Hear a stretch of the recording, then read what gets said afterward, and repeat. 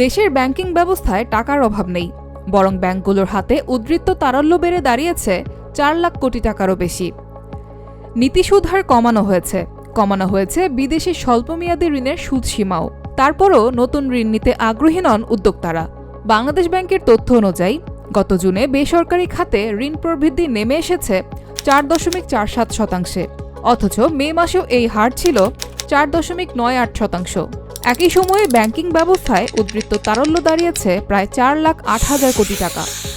অর্থাৎ ব্যাংকের হাতে ঋণ দেওয়ার মতো বিপুল অর্থ থাকলেও উৎপাদনশীল খাতে সেই অর্থের যথেষ্ট চাহিদা নেই। শুধু দেশীয় ব্যাংক নয়, বিদেশি ঋণের ক্ষেত্রে দেখা যাচ্ছে ধীরগতি।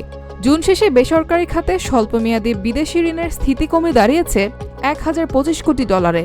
ব্যবসায়ী ও অর্থনীতিবিদদের মতে এর কারণ শুধু ঋণের সুদ নয়, জ্বালানি সংকট, উচ্চ উৎপাদন ব্যয়, দুর্বল বাজার, রফতানির অনিশ্চয়তা এবং ভবিষ্যৎ ব্যবসা নিয়ে আস্থার সংকট উদ্যোক্তাদের নতুন বিনিয়োগ থেকে পিছিয়ে দিচ্ছে।